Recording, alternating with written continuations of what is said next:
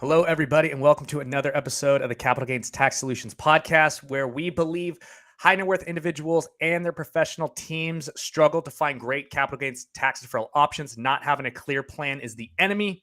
Using a proven tax deferral strategy, such as the Deferred Sales Trust, is the best way to exit highly appreciated assets tax deferred so you can create, preserve, and grow your wealth. We are streaming on the Expert CRE Secrets podcast, the Capital Gains Tax Solutions YouTube channel. I am ecstatic about today's interview. We are going to be diving into how to becoming your own bank and leveraging the Deferred Sales Trust with it to do exponential wealth creation. Please welcome Mark Willis. Mark is a certified financial planner. He's been in the business for over 10 years now. He's absolutely crushing it. He's going to provide a ton of value. So let's just dive right in. Mark, how you doing, man? Hey, great to be on. Thanks so much, Pierce. Yeah, absolutely. So we were talking just briefly before the show. Give us a brief overview of the strategy that we're going to outline today. Sure. Well, I've had the great privilege of working with clients all over the country in all 50 states, even really around the world in some cases. And the folks that I work with generally are real estate investors, business owners, even some NFL Super Bowl champions. But most people I get to meet with just want more agency, certainty, control over their life, and it feels like the last 3 years have sort of turned them into a tennis ball floating down life's gutter. Sure. And so many people I work with just want to begin to swim upstream and take back control of their highly appreciated assets and have some liquid contingency capital on the balance sheet. And so that's what we get to do as we help folks become their own source of financing. Awesome. Let's go right into this. Tell us about this becoming your own bank concept really quickly. Sure. Well, brief history lesson. Banks have been profitable for thousands of years. Yeah. In fact, there's a great book on the topic. It's called Debt, the First 5,000 Years by David Graeber. The title says it all, man. Banks are literally the most profitable business in the universe, in all of human history at least. And so why not take a look at how they're doing it? Sure. Okay, the four-letter word of debt has probably caused more financial pain and marriages lost and lives taken and than maybe any other four-letter word. So we might as well understand how banks are doing this. And it's my contention as a certified financial planner that whoever controls the banking function in your life will win this money game. More so than what you got on your mutual funds or how your real estate's doing. It's who is controlling the fundamental environment in which your money lives. That's the banking function. So it's the smallest hinge that can swing the biggest door in your financial life when you are your own banker. All right. So what's the number one secret to becoming your own banker? Well, in essence, it's knowing what to do and how to do it. And to be candid with you, too many people have run their financial wheels as hot as they can, trying to chase a higher rate of return in the stock market or in real estate. Whereas we need a tool that does effectively what banks have been allowed to do for generations. And the only tool that I've been able to find that helps us accomplish this is a variation on a 200 plus year old financial asset that grows guaranteed every single year. It's known as dividend paying whole life insurance, of all things. Right? If we could be talking about anything other than life insurance right now, Pierce, I'd be talking about that. Nothing less sexy than whole life insurance. I get it. However, I was more compelled than ever as I stumbled into this strategy myself, having 6 figures of student loan debt when I discovered this strategy. And so I'll just quickly kind of describe what it is. Sure. So then we can dive into some more detail of how this maybe is compared against, say, other names that are out there for this tool. We refer to this as bank on yourself, which is in contrast to what we might hear on YouTube and so forth. So in essence, what it is, it's a whole life contract designed for as little death benefit as possible. Cut the commissions down by 60, 80%, as much as we can. That allows you to flood more of your cash into the policy that you control. Second, the policy grows guaranteed every single year. So even when markets are crashing, this policy is growing and hitting all-time record highs. Third, it's liquid and accessible money, which we can use for anything we want. There are no prohibited transactions. Unlike a Roth IRA or self-directed IRA, there are no limits on how you can use the money. You can use it to flip a real estate deal or to fix up your kitchen or send the kid to college. Your call. Lastly, it is available for you to borrow against and treat it as if it were a bank for yourself. Okay. Okay. Hence the name, bank on yourself. When you do this, when you borrow against the policy, the cash value continues to compound and grow as if there was no loan. That's Interesting. uninterrupted compound growth. Okay. Let's go practical here for a second. A lot of different ideas about this, right? You mentioned YouTube, right? We have these different products. Insurance products are um, you know, widely kind of talked about. Very, I think, misunderstood. Because when you said something like, "Oh, insurance is the least sexiest thing we could be talking about right now," yeah, but that's if people don't know what they're doing with it. That's right. What you're doing with it is you're self-funding yourself, which is incredible, growing at 5%, even though you're taking a loan out against it. So there's a bunch of different products out there it seems like between different companies providing different contracts. Can we just go over the top 2, 3 different products out there? Maybe I don't want to say competitors, but different products or different contracts out there, and shed some light on what each one does and how it's different than what you're talking about. Yeah, sure. In fact, I've got a infographic I could share on my screen if that would be helpful for you. If you think that would be valuable and useful for your listeners and viewers, but if not, we can proceed. What do you think? Let me see if I can get that over to you. Do you have the share Sure. screen button on the? I do. I'll see if I can make it work. All right. Yeah, see what happens. Try to make it. All right. So here's what it takes to build a true bank on yourself policy. And in essence, there are over 29 different features, nuanced dials that need to be dialed in just right. Now, listen, there are 400,000 life insurance agents in the United States, Piers. 400,000. Okay, That's about one for every 800 Americans. that's a lot. All right. So if there were 400,000 heart surgeons and you could get your heart surgeon's license in about 2 months, and you, let's say, Pierce, let's say you desperately needed open heart surgery, God forbid, would you just stumble into anybody's office and ask for them to cut you open? I hope not. No. I hope not. What about if you had 400,000 elevator technicians, okay, and they could get their license in a month or two? All you want to do is get in that stinking elevator, push a button, and up you go, right? Right. But what we don't see is all of the engineering and specifications necessary to design that elevator safely so that it goes up with speed and quietness and control. All we want to do is push that button and it works. But if it's not designed properly, like you're seeing here, if even just one of these dials is mistimed, you could have a policy that's riddled with commissions, grows way too slowly, is not paying you a dividend, or even crucially, when you borrow against it, it can actually stop the growth of the cash. Now, candidly, many different financial professionals out there they have their life insurance license and they have a YouTube channel, and there you have it. Yeah. And now there's a lot of good people out there with good intentions, and I'm understanding of their desire to pass along the message that Nelson Nash, who started this concept years ago, was promoting.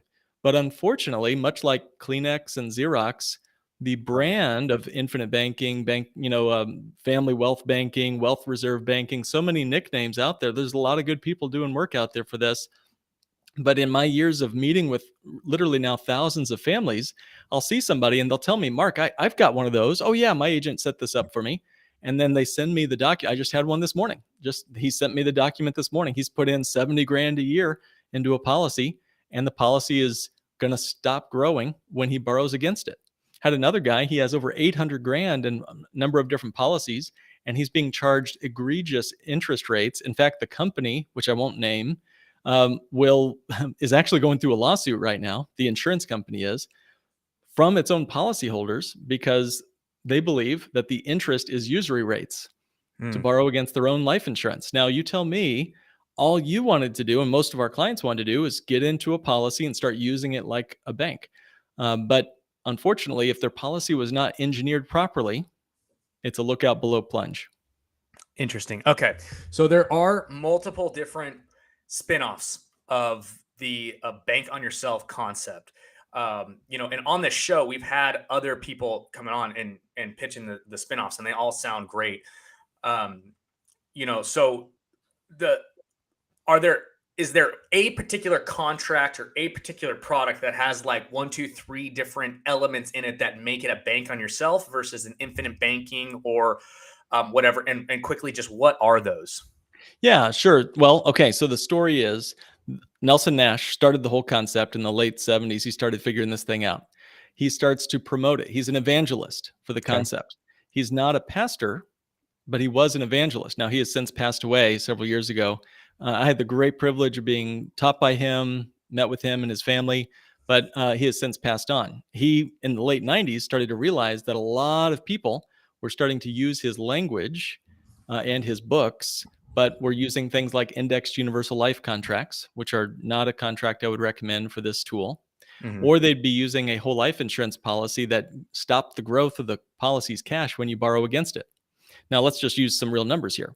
So if you've got $100,000 of cash value and you borrow out 70 grand to maybe, let's say, do a real estate deal Mm-hmm. or whatever you want to do, most insurance will only give you growth, meaning the guaranteed interest and the possible dividends on the remaining 30,000 bucks. You had 100, you borrowed out 70. Most are direct recognition. That's the phrase. Now, with bank on yourself designed policies, Nelson saw this happening with his original IP, his intellectual property. He met up with someone named Pamela Yellen in the late 90s, and they together formed Bank on Yourself. It was a joint venture between Nelson and Pamela Yellen. Pamela Yellen wrote some of the New York Times best-selling books on the topic, like The Bank on Yourself Revolution, and she protected the concept. She was more the pastor, you might say, in that she put some branding around it. She put some intellectual property and trademarking around it. And crucially, and this is the most important part, she created a credentialed and authorized training program for the likes of you and me, financial professionals. So CPAs, investment advisors, insurance agents go through Pamela's training. It took me about 3.5 years to get the credentials to label myself as a bank on yourself professional. So Sure. if you get nothing else out of this, just find a bank on yourself professional, and there's over 200 of us out there. If you work with a bank on yourself professional, all of this minutia, that infographic I just showed you, we already incorporate that into our engineering when we sit down and work with clients, if this tool makes sense for the client that we're working with. Gotcha. Okay, so the moral of that story is there's a lot of different stuff to go on, probably too much that's outside the scope of this podcast. So just reach out to Mark and everything will be good. Let's talk about how to integrate this with the Deferred Sales Trust. So if anybody who's been listening to this podcast for any sort of period of time knows that what we're here doing is preaching. I don't want to say our own gospel, but maybe the second best gospel there The is, fifth right? gospel. Yeah. The fifth gospel, right? Like whatever, right? Like on how to exit highly appreciated assets, tax deferred, and then reinvest the proceeds. And part of the unique strategy with what we like to really promote is the Deferred Sales Trust, which is unique because you can sell any highly appreciated asset. It could be a stock, a bond, it could be a mutual, a business, a primary real estate, commercial real estate, anything that's highly appreciated, crypto. Diversify into other assets. It doesn't have to be the same like kind like you would find with a 1031. There's no time constraints like a 1031, and you don't have to be pigeonholed with this. It provides freedom in a variety of different ways, and this particular strategy is beautiful when you marry it with other strategies like the bank on yourself concept. So that's what we're going to dive into right now, right? How to take the proceeds that you've saved and deferred, right? And leverage them with the bank on yourself strategy so that you can exponentially grow your wealth. So Mark, why don't you just give a brief overview of how to marry the two? Oh, man. Well, you'll have to forgive me because I get a little excited as a money nerd Sure. as I get into this. Okay. So let me walk through a story, a hypothetical scenario for someone who wants to do real estate investing. Okay. I realize that you can use a deferred sales trust beyond the scope of real estate, but let me use that as an example. And let's marry it with bank on yourself. So I agree with you, Pierce. I think bank on yourself and the deferred sales trust can be, and real estate or other assets can be like nitro and glycerin. Yeah. They're both great on their own, but they're powerful together. So let's use an example. Let's say that you're just getting started in life. You're maybe not even ready for the DST yet, but you're listening to this and you want to be there someday. So by starting a bank on yourself design policy, you're able to pack in the money that you can save within your means, whatever, repositioning assets into something we could put together for you. And you start to use that policy within 30 days of starting the policy, you have cash value that you can borrow against and use. Okay. So now we borrow against the policy when we're ready for it and we go buy some real estate. Remember, the policy is still growing with no taxes due on it. And now we also have our real estate appreciating and giving us rent money and whatever else the real estate is giving us, right? And let's say we repeat that process 12, 15 different times over your lifetime. Your policy is growing. Maybe it's got 7 figures in there by the time you finally reach out to the DST crew, because now you've appreciated that asset to such a point. Your real estate is worth tens of millions. Your whole life policy is worth several million. You give them a call. You say, hey guys, I got all this highly appreciated real estate over here. What do I do with it? Pierce, can you think of anything they might possibly do with, tens of millions of highly appreciated stock, real estate? Any guesses? Where could that money or where could those assets possibly go? Well, Oh, yeah. It's a beautiful thing. Oh, yeah, man. Yeah, exactly. It's a beautiful thing. The Deferred Sales Trust, great option, right? We move those assets into the DST.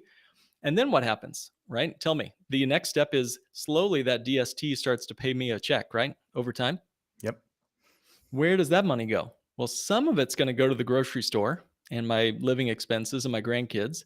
But if I don't need to live on, let's say, 500 grand a year just getting, shoveled on top of me, where could I possibly put it?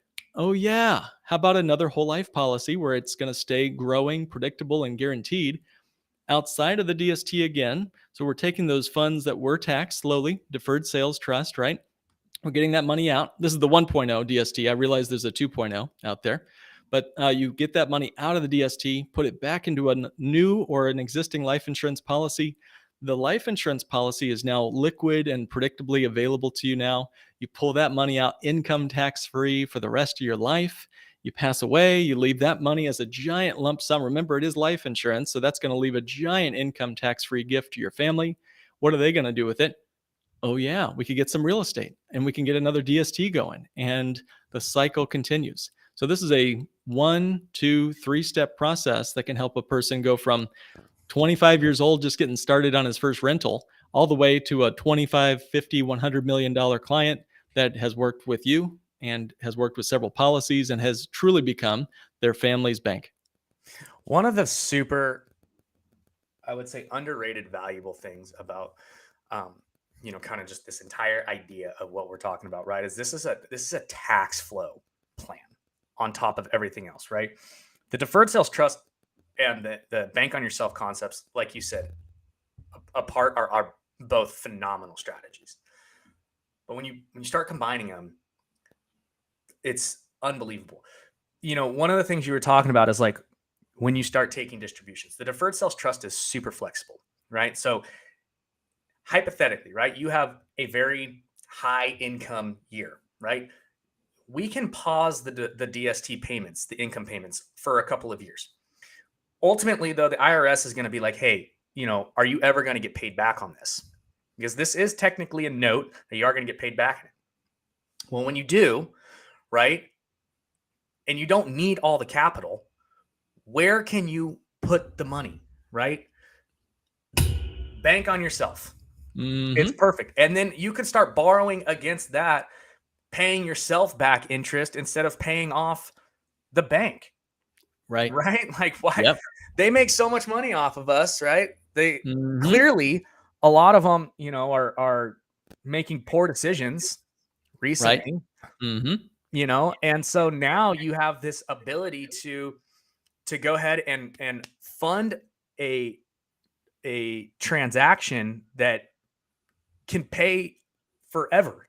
And it's yeah, what we have in common, I think a lot of the things, we share a lot of the same values, our two organizations. And I think one of the pieces is control, and specifically loan repayment control.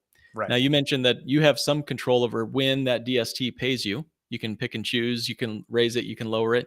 Similarly, when you borrow against a life insurance policy that's designed this particular way, there's complete control over if or when you repay the loan.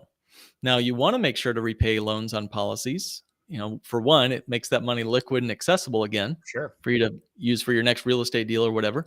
Two, you don't want to lapse a policy. That's sort of like running your car straight into a tree. Don't want to do that. So just avoid the lapsing, which is pretty simple to do in most cases. Never had someone accidentally lapse a policy. Sure. But you want to watch out for that. But again, what you and I are both emphasizing here, I think rightly so, is control.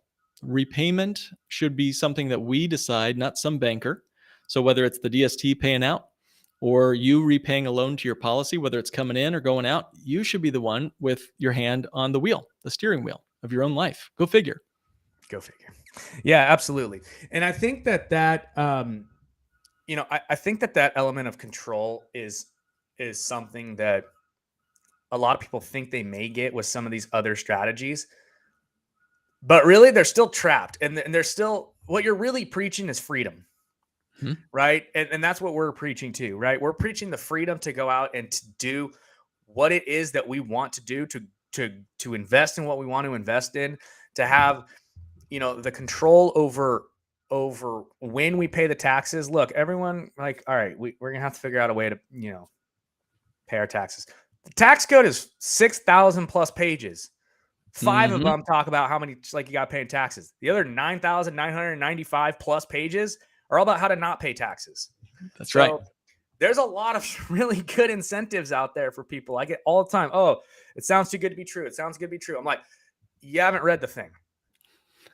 Go read. Like, no one wants to read that thing. Like, it's, like, go read it.